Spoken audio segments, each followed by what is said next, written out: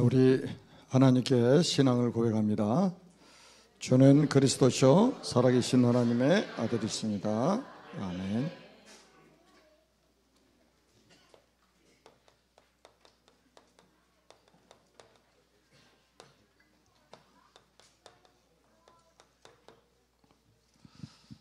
우리 대한민국에서 노벨 문학상을 받아가지고 지금 언론에서 난리가 났습니다.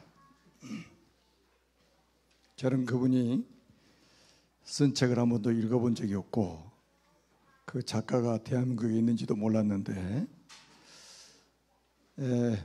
노벨 문학상을 받았다고 해서 이제 알게 되었고 또 거기에 굉장히 좋은 반응을 보이는 사람들이 많지만 또 비평을 하는 사람들도 꽤 많은 것을 또 확인했습니다. 제가 지금 비평은 안 하겠고 책을 한번 읽어보고 비평하려고. 하여튼 노벨상은 아무나 받는 것이 아니기 때문에 또 인정할 거는 우리가 또 인정해야 되겠죠. 근데 어디까지나 소설이랍니다. 소설. 자, 우리는 하나님의 말씀인 성경 66권을 우리는 우리의 삶의 기준으로, 신앙생활의 기준으로 살고 있습니다.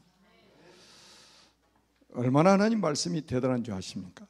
이 지구상의 완전한 책은 성경밖에 없습니다. 근데 왜 성경은 노벨상을 안 주냐? 인간이 평가할 수가 없어요. 어떻게 인간이 하나님의 말씀을 평가합니까?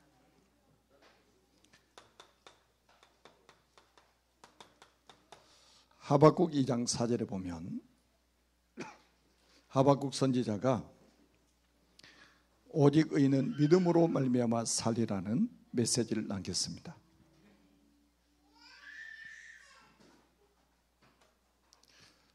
선지자 한 사람이 성령의 감동받아서 쓴 책입니다. 그런데 여기에 영향받은 사람이 있어요. 그게 로마서 1장 17절에 바울이 이 말씀 그대로 영향을 받은 거예요. 바울도 똑같은 말을 했습니다. 오직 의인은 믿음으로 말미암아 살리라. 아멘. 오직이라고 그랬어요. 예수님 말고 신약 시대에 바울처럼 지구상에 영향을 끼친 인물이 없습니다. 가장 큰 영향을 끼쳤죠. 여기에 영향을 받은 사람이 또 한 사람이 있습니다.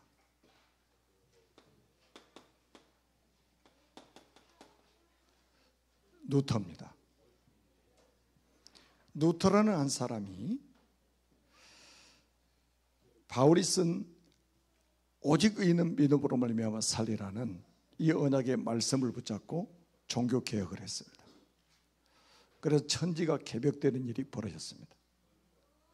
성경 구절 한 구절이면 천지 진동하는 일이 벌어집니다.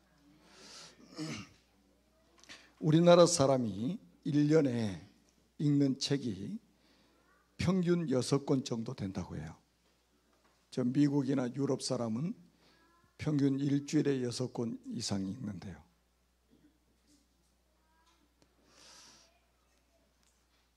우리 좀 부끄러운 면도 있잖아요. 평균.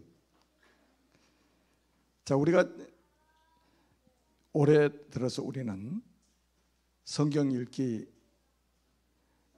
시작을 해가지고 성경 66권 전체를 안독했습니다. 미국 사람들이 읽는 66권 우리는 몇 달 만에 끝냈어요. 성경 66권을 완독을 했단 말이에요. 성경 한 구절이면 세상이 뒤집어지는데 성경 66권을 우리는 다 읽은 거예요. 그런데다가 지금 작년 8월 20일부터 해서 1년 2개월째, 오늘이 20일이잖아요. 1년 2개월째 창세기부터 해서 큰 흐름을 지금 보고 있는데 그 주제가 언약의 사람들입니다. 하나님이 언약의 사람들을 통해서 어떻게 한 시대를 살렸는지를 우리는 지금 보고 있습니다. 아멘. 바울이 얼마나 복음에 충격을 받았냐면, 복음에 딱 충격을 받고 나니까 아, 내가 지금까지 속았구나. 진짜 복음 받으면 이렇게 나옵니다. 나는 열심히 하나님을 섬긴다고 섬겼는데, 내가 주님의 일을 한다고 열심특심을 했는데 내가 여기에 사로잡혀 있었구나. 이걸 깨달은 거예요. 내가 속았구나. 열심히 사는 게 중요한 게 아니에요. 부지런히 사는 것도 중요한 게 아닙니다. 그보다 더 중요한 게 있어요. 여러분, 영적 비밀을 알아야 됩니다. 그래서 바울이 다메섹 도상에서 이 축복을 누린 거예요. 영접하는 자고 그 이름을 믿는 자들에게는 하나님의 자녀가 되는 권세를 주셨으니, 이 축복을 받고 나서 바울이 고백했던 게 뭡니까? 그런즉 누구든지 그리스도 안에 있으면 새로운 피조물이라. 이전 것은 지나갔으니 보라 새 것이 되었도다. 완전 새로운 피조물이 되어버린 거예요. 이 정도 결론이 나야 된다니까요. 그래서 바울이 완전히 메시지가 달라졌잖아요.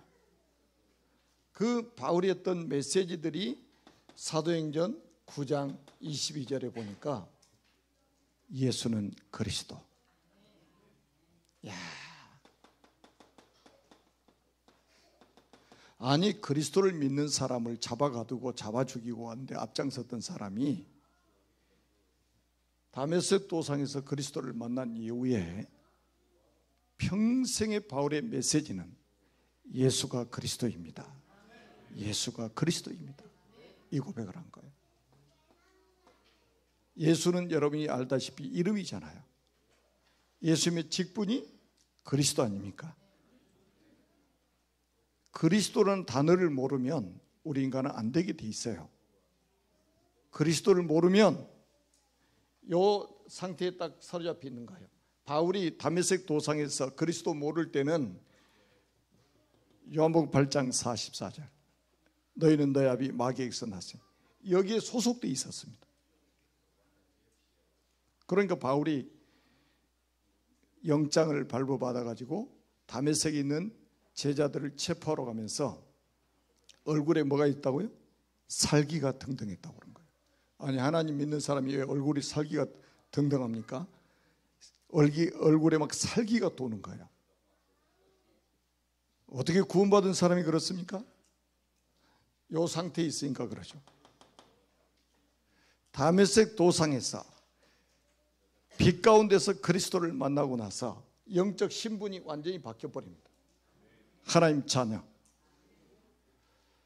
그래서 바울은 결론 냈어요. 고린도전서 2장 2절에 보니까 내가 그리스도의 십자가에 못 박힌 것 외에는 알지 아니하기로 작정했다. 갈라디아서 6장 10절에 보니까 14절에 보니까 나는 그리스도의 십자가에 죽으신 거 이것만 나는 전하겠다. 그리스도만 자랑하겠다. 이렇게 나온 거예요. 그래서 바울이 예수는 그리스도. 예수가 그리스도입니다. 여러분 17장 3절에도 예수가 그리스도에 대한 당위성에 대해서 말했잖아요. 예수는 그리스도. 18장 5절에도 하나님 말씀에 붙잡혀서 예수는 그리스도. 이거 전한 거예요. 초대교회는 사도행전 2장에서 시작되지 않습니까? 초대교회가 날마다 한 게 뭐라고요? 그게 바로 5장 42절에 기록되어 있어요. 사도행전 5장 42절. 그들이 날마다 성전에 있든지 집에 있든지 예수는 그리스도라 가르치기와 전도하기를 그치지 아니하니라. 이게 교회예요. 여러분, 교회에 좋은 소리로 들으러 가는 게 아니에요. 부드러운 소리 들으러 다니는 게 아닙니다. 예수가 그리스도라는 이 복음 듣기 위해서 다니는 거예요. 아멘. 그래서 주일은 흩어져 있던 교회가, 흩어져 있던 평일 교회가, 흩어져 있던 현장 교회가 한 자리에 모여서 모이는 교회로. 오늘은 뭐 하는 날이다? 같이 예배하는 날, 모여서 예배하는 날. 그리고 뭐 하는 날? 말씀을 받는 날. 한 주간의 현장 교회에서, 평일 교회에서 성취될 말씀을 받는 날. 얼마나 중요한 말씀입니까? 그리고 이 말씀을 붙잡고 우리는 뭐 한다? 포럼하는 거예요. 말씀을 붙잡고 포럼하는 거예요.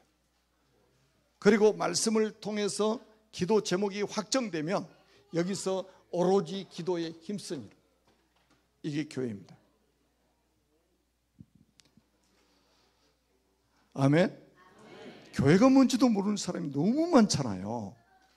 건물이 교회, 건물도 교회입니다. 예배당이에요. 예배당. 그래서 옛날 교회들은 다 예배당이라고 그랬어요.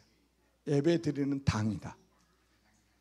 제가 서울에 살 때 그 신설동이라는 곳에 이렇게 가면 아주 오래된 교회가 있었어요. 거기 딱 앞에 예배 무슨 예배당 이렇게 써 있어요. 지금도 기억이 나요. 지금도 있는지 모르겠습니다만 지금도 있겠죠. 그런데 진짜 교회 모습입니다. 저는 하나님 앞에 기대합니다. 어렸을 때부터 이 복음 듣고 자란 렘넌트들 가운데 바울처럼 한 시대를 움직이는 그런 인물이 나올 것이고, 루터처럼 한 시대를 움직이는 인물이 나올 것이다. 여러분, 혹시 오해하지 마세요. 옛날 우리 대한민국 사람들은 사람이 태어나면 어디로 가라? 한양으로. 말은 어디로 가라? 제주도로. 그래도 막 성공하려면 서울로 가야지. 좋은 환경으로 가야지. 여러분, 하나님이 쓰신 사람들 성경 한번 찾아보세요. 대도시에서 나온 사람이 있는가?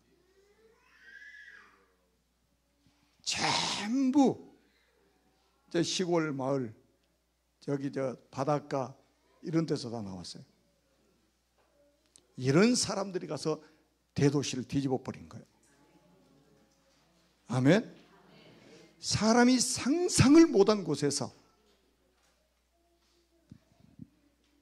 다윗이 베들레헴에서 베들레헴 사람 아닙니까? 예수님도 베들레헴에서 태어나셨잖아요. 모세 같은 사람은 애굽의 노예로 팔려간 그 속에서 태어난 거예요. 애굽에서 태어났어요. 한 시대를 움직이는 사람들입니다.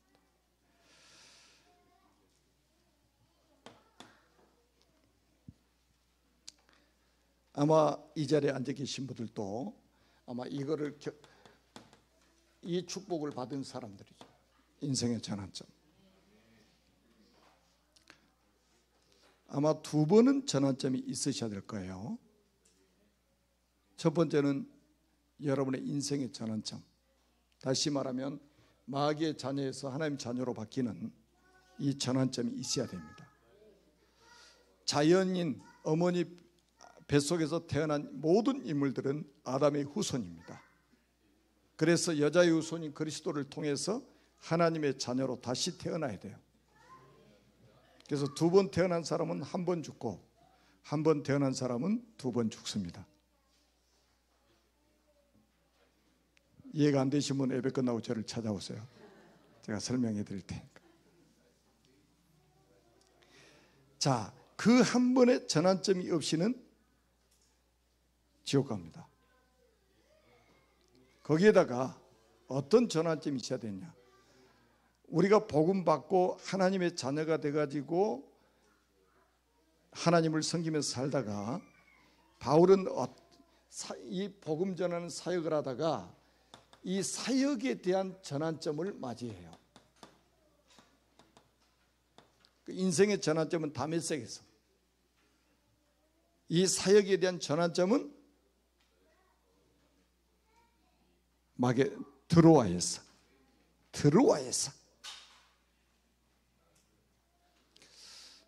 저는 개인적으로 제가 25살 때 인생의 전환점을 맞이했습니다.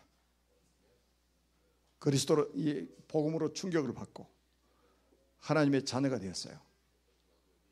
그래서 저는 인생을 주님 앞에 드리기로 작정을 한 거예요. 그러다가 개척에서 신학을 하고 개척을 해가지고 목회를 하다 5년 동안 하다가 제가 이제 복음 전하는 이 전도자를 만나게 됐어요. 그래서 저는 사역의 터닝 포인트, 인생의 큰 전환점을 맞이했습니다. 그래서 여러분 만나게 되었고 지금 세계 복음화를 하고 있습니다. 뭐 바울하고 어떻게 우리가 견질 수 있겠습니까? 그런데 개인적으로 크고 작은 이런 체험을 우리가 반드시 해야 된단 말이에요. 아멘. 자, 바울이 아시아로 가서 복음 전하려고 했는데, 선교사로 파송을 받고 아시아로 가서 복음 전하려고 했는데 누가 막으셔요? 성령이 아시아에서 말씀 전하지 못하게 하심을 못하게 하셨다 이 말이에요. 그래서 여러분들이 가장 민감해야 될 부분이 뭐냐면 성령입니다. 구원받은 사람이 맞다면 여기에 가장 민감해야 돼요. 우리는 패션에 민감하잖아요. 야, 나는 여름이 그냥 계속될 줄 알았어. 그 무더운 여름이 계속될 줄 알았어요. 그런데 어느 날 더위가 싹 물러가고 가을이 찾아왔어요. 그러니까 뭐 가을 찾아오니까 뭐부터 바뀌어요? 우리 옷부터 바뀌잖아요. 아주 굉장히 민감하죠. 그리고 조금 또 지나면 겨울이 돌아옵니다. 그럼 또 옷이 바뀌죠. 겨울 지나면 또 뭐가 옵니까? 봄이 옵니다. 그러면 또 바뀝니다. 아주 민감합니다. 그런데 왜 여기는 가장 민감한 부분을 안 합니까? 성령의 인도. 얼마나 이게 중요하냐. 우리가 요한복음 14장 26절에 보니까 보혜사가도 아버지께서 내 이름으로 보내실 성령, 그가 너에게 모든 것을 가르치시고 내가 너에게 말한 모든 것을 생각나게 하시리라. 여러분, 성령께서 모든 것을 가르치시는 진짜 스승이고, 아멘. 우리가 주님의 말씀을 받았던 것을 전부 생각나게 하시면서 우리를 인도해 가시는 분이 누구냐? 성령이십니다. 그래서 가장 여기에 민감해야 돼요. 바울은 아시아로 가서 복음 전하려고 하는데 성령께서 아시아로 가는 길을 막으셔요. 그래서 그날 그 밤에 드로아에서, 이 드로아에서 사역에 대한 전환점을 맞이하게 되죠. 그러면서 여기서 뭐 하느냐? 이 드로아에서 바울이 깊은 묵상을 하게 됩니다. 아니, 사람이 막은 게 아니고 사탄이 막은 게 아니고 주의 성령께서 아시아로 가는 길을 막으셨다 이 말이에요. 그래서 드로아에서 그 밤에 깊은 묵상을 합니다. 이때 뭐를 봤냐? 환상을 보게 됩니다. 여러분,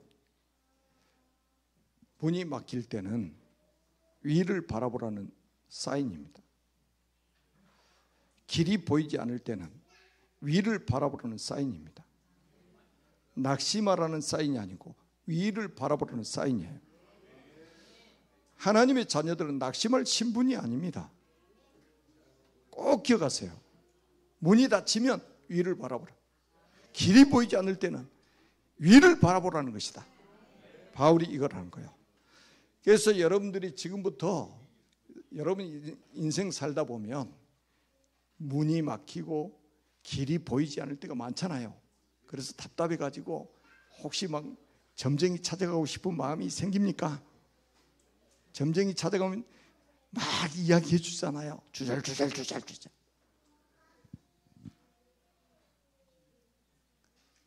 여러분 점쟁이 전도하러 안 다녀봤죠? 무당들.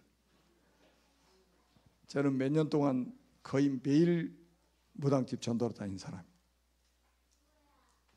거짓 답이라도 얼마나 확신을 가지고 주는지. 여러분, 우리는 뭐를 찾아야 됩니까? 하나님의 계획을 찾는 거예요. 그래서 여러분들이 진짜 묵상운동의 주역이 되어야 됩니다. 하나님의 음성을 들어야 된다. 그래서 하나님의 계획을 우리는 찾아야 된다. 아멘. 그래서 언제 움직이느냐? 응답이 왔을 때. 그래서 우리에게 확신이 올 때 움직이는 거예요. 그런데 보통 보면 어떤 문제나 사건 생기면 이 축복을 다 놓치고 자기의 경험대로, 자기가 배운 지식대로 사람들이 여론의 향방에 의해서 마음대로 결정합니다. 그래서 어려움을 당하는 거예요. 크리스찬들이. 그래서 고생 안 할 고생을 한단 말이에요. 응답이 올 때 움직이란 말이에요. 확신이 딱 생길 때 움직이시는 거예요. 여러분이 결혼도 이렇게 하고 사업도 이렇게 하고 어떤 진로를 결정할 때도 이렇게 해야 됩니다. 응답이 올 때 움직이라. 응답 안 오면 계속 기다려라. 아멘. 응답이 오면 기다려라. 제가 지금 여러분들과 함께 세계복음화를 지금 하고 있습니다. 제가 누구한테 사정해 가지고 어느 나라에 가는 게 아니에요. 어제 아침에도 또 연락이 왔어요. 홍콩에서. 홍콩에서 시국 지도자들 몇 달 전에, 2달 전인가 했잖아요. 거기서 시국에서 온 중직자 한 분이 산업인이요. 이분이 은혜를 받아버린 거예요. 지금 제 책을 거기서 지금 출간을 하고 있단 말이에요. 근데 이분이 목회자 20명을 12월 초에 홍콩으로 데리고 온대요. 홍콩 선교사님한테 연락이 왔어요. 누가 열어주신 분이에요? 하나님이 열어주신 분이에요. 그때 움직이면 되는 거예요. 그때 움직이면 돼요. 하나님 문을 안 열어주시면 기다리면 됩니다. 그러니까 이 기다림과 이 도전 사이에 우리는 뭐를 가져야 됩니까? 기도의 비밀을 가지고 있어야 된단 말이에요. 기다리지 못하고 또 우리가 응답이 왔음에도 도전하지 못한다면 거의 모든 축복을 다 상실하고 사는 거예요. 그 다음에 두 번째는 우리가 꼭 기억을 해야 됩니다. 자, 유럽의 관문인 빌립보로 하나님이 인도를 하셔요. 마게도냐로 인도를 하셔요. 마게도냐.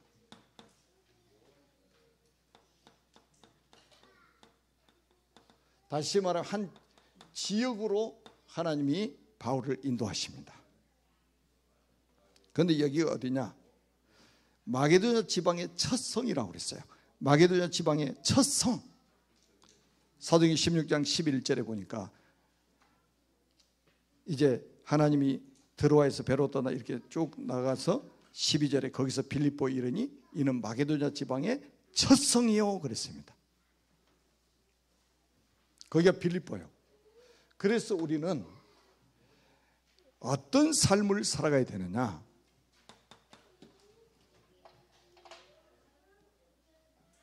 성령께서 이끄시는 삶을 살아가야 됩니다.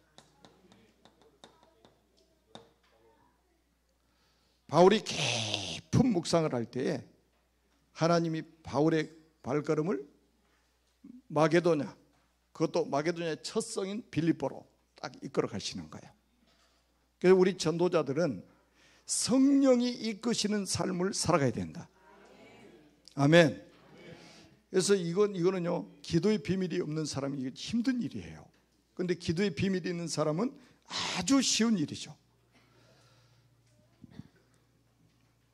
그래서 여러분들 이사 가는 것도 마찬가지예요. 이사하는 것도 그렇고, 어디 학교를 가는 것도 그렇고, 어디 뭐 직장에 취직하는 것도 그렇고, 전부 성령이 이끄시는 대로 가야 돼요. 왜? 그곳에 뭐가 있어요? 하나님의 계획이 있기 때문에. 우리는 하나님의 계획이 있는 곳으로 가야 된단 말이에요. 하나님이 계획이 있는 곳에 머물러 있어야 되고, 그러면서 뭐라고 기록되어 있느냐, 이 마게도냐 첫 성인 빌립보는 로마의 식민지라 이렇게 나옵니다. 식민지라. 제가 인도에 가보니까 인도가 영국의 식민 지배를 받았어요. 오랫동안 받았어요. 300년 이상을 받았어요. 그런데 인도는 공용 언어만 8개예요. 전체 인도 언어가 몇 개냐? 1000개가 넘어요. 그러면 인도 복음하려면 1000개 언어를 해야 인도 복음할 수 있어. 그런데 놀라운 게 있잖아요. 영국 식민지 생활하면서 하나님이 영어로 통일시켜놨어. 인도 14억 4천 영어로 통일시켜놨어. 그래서 요즘에 인도 목사님들이 뭐라고 하는지 아세요? 이야, 영국의 식민지 그게 우리 민족이 수치인 줄 알았는데 이게 지금 보니까 이게 축복이구나. 아멘 안 하신 분들은 아직도 좀 이해가 안 되시는 것 같은데, 생각해 보세요. 지금 로마의 식민지가 됐단 말이에요. 우리나라가 36년 동안 일제 식민지를 살았잖아요. 굉장한 아픔이었잖아요. 그런데 로마의 식민지였다면 빌립보 성이, 그럼 식민지라는 게 어떻게 보면 수치잖아요. 힘이 없으니까, 무능하니까 강대국의 식민지가 돼버렸잖아요. 그런데 여기 어떤 계획이 있겠어요?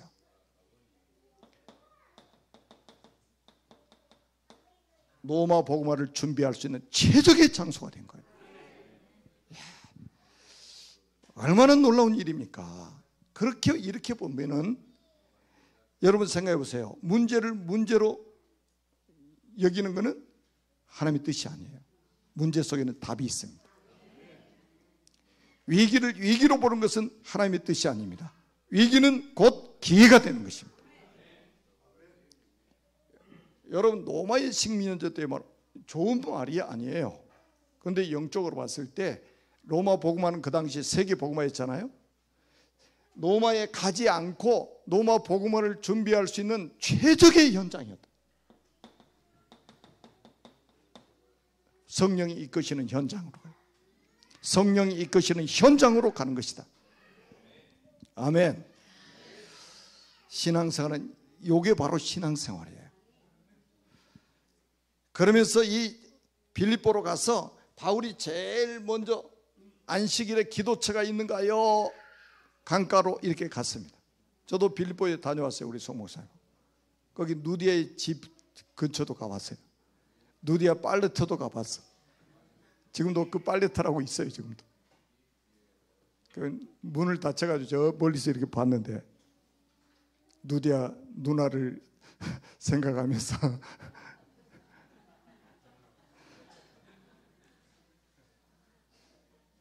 바울이 안식일에 기도처가 있는가 찾다가 강가에 갔어요.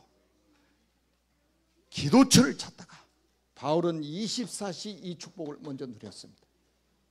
보좌의 축복. 어떤 문제 사건이 와도 바울은 24시 기도 속에 있었습니다. 보좌와 소통하는 사람. 이런 사람이 굶어도 괜찮고 감옥에 가도 괜찮고. 아멘. 여기 빌립보에 가면요, 바울이 들어갔던 감옥도 있어요. 다 지금 폐허가 돼 있습니다만은 감옥이라고 딱 거기 있어 보니까. 감옥이 좋은 곳이 아니잖아요. 여러분이 어떤 문제를 만나도 어떤 환경에 처해도 요건 누리고 있으면 끝입니다. 이건 누리세요. 모든 성도가 24시 보좌의 축복을 누리는 것이다. 여러분 특별히 주일날은 말씀 붙잡고 깊은 기도 속에 보좌와 소통하는 기도 속에 있으면 여러분들의 모든 삶에 응답이 올 것입니다. 자, 그래서 이 빌립보 교회가 이게 세워지게 됐는데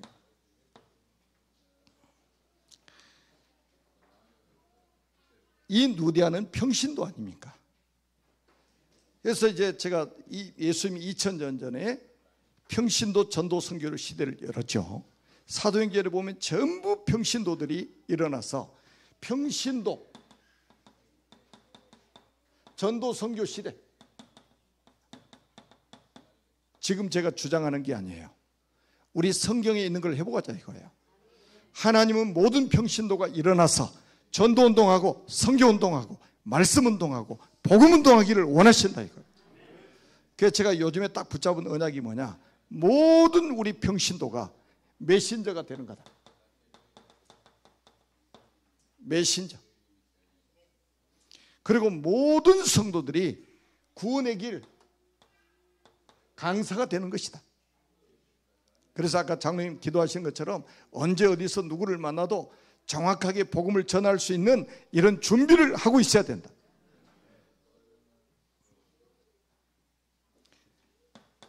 자, 여기서 중요한 만남의 축복이 이루어집니다. 여러분 기도하고 있으면요, 하나님이 주시는 게 뭐냐? 만남의 축복입니다.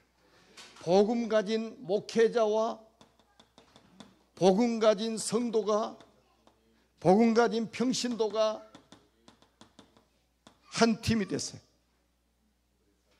이때 역사가 일어나는 거예요. 이 지금 누디아는 누구냐? 산업인입니다. 산업인이에요. 완전히 빛의 경제를 하나님 회복시켜 주신 거죠. 그래서 갔더니 여자들이 모여있는데, 빨래터에 모여있는데 메시지를 하니까 오늘 본문에 뭐라고 그러세요? 주께서 누디아의 마음을 열어. 사람의 마음을 여는 분이 누굽니까? 주님이셔요. 주님이셔. 주께서 누디아의 마음을 여사 바울의 말을 따르게 하는지라. 아멘. 하나님이 예비해 놓은 사람, 하나님이 예비해 놓은 사람과 딱 만나게 하시는 거예요. 그러니까 우리가 전도하러 가서도요, 막 억지로 막 영접시키려고 하지 마세요. 주께서 누디아의 마음을 여사. 이게 중요한 말씀이에요. 그리고 나니까 이 바울을 통해서 복음을 딱 듣고 나니까 바울이 자기의 정체성을 딱 회복하는 거예요. 뭐를 회복해요? 자기의 정체성을 회복하는 거예요. 아, 내가 밥만 짓는 여자가 아니구나. 내가 빨래만 매일 하는, 그리고 집 청소만 하고 있는 사람이 아니구나. 그러면서 나를 주 믿는 자로 알거든 내 집에 들어와 유하라고 강권하여 머물게 아니라. 아멘. 여기서 말씀 운동이 시작된 거예요. 아멘. 여기서 전도 운동이 시작됐단 말이에요. 여러분이 정말 여러분 정체성 딱 회복해 버리면요, 여러분 삶 속에서 말씀 운동이 일어나요. 복음 운동이 일어납니다. 그러면서 뭐가 무너지냐? 흑암 세력이 무너지게 돼 있습니다. 모든 여러분의 집이 이런 축복을 받기를 주님의 이름으로 축원합니다. 우리 강일수 장로님께서 집을 미션홈으로, 지교회로 다 꾸며놓고 지교회당 예배 드려달라고 이제 요청을 하셨어요. 얼마나 감사한지 몰라요. 나를 주 믿는 자로 알거든 내 집에 들어와 유하라고 강권하여 머물게 하니라. 여러분 성경에 있는 응답 그대로 여러분이 받으실 겁니다. 앞으로. 그래서 누리의 집이 교회가 돼버린 겁니다. 그래서 빌립보 교회, 누리의 집에서 시작됐는데 마게도냐 지역, 지금으로 말하면 유럽이잖아요. 그쪽이가 제일 큰 성이 빌립보였습니다. 누리의 집에서 시작했는데 나중에 그 성 안에 교회가 세워지고 교회도 엄청 좋은 센터에 딱 세워져 있었더라고요. 지금은 다 무너져 가지고 없는데 교회가 세워졌습니다. 그래서 나중에 보세요. 그 집이 다 구원받았잖아요. 오늘 본문에 보니까 15절에 보니까 그 집이 다 구원받고 빌립보 지역이 복음화되는 놀라운 일이 벌어진 거예요. 한 사람 딱 만났는데 한 제자 한 명을 딱 찾았는데 한 지역이 다 살아나 버린 거예요. 이런 응답을 여러분이 누리게 되기를 주님의 이름으로 축복합니다. 결론입니다. 여기다가 보낸 편지가 뭐냐? 빌립보서입니다.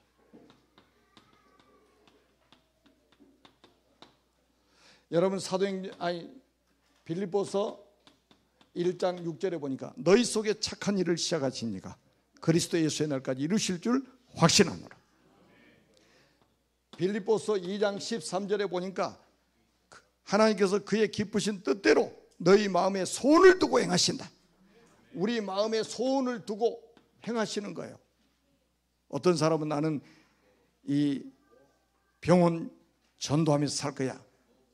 나는 어린이들 사역하면서 살 거야. 나는 청소년들 사역하면서 살 거야. 나는 대학 사역하면서 살 거야. 나는 공단 사역하면서 살 거야. 마음에 소원을 두고 행하시는 하나님이십니다. 그리고 3장 8절에 보니까 그리스도를 아는 지식이 가장 고상한 지식이다. 최고의 지식이 그리스도를 아는 것이다. 이렇게 고백합니다. 그리고 빌립보서 4장 13절에 보니까 전도자의 현주소, 내게 능력 주시는 자 안에서 내가 모든 것을 알 수 있느니라. 아멘. 이게요 한 작품이 돼가지고 2000년이 지난 지금까지 전달되고 있습니다. 그래서 한 지역에서 일어난 일이 결국은 세계 선교로 연결됐다 이 말이에요. 아멘. 이 한 지역에서 일어난 복음운동이 결국은 훗날에 세계 복음하고 연결된다는 거예요. 이 축복을 우리 교회가 지금 받고 있고 앞으로 더 풍성히 누리게 될 것입니다.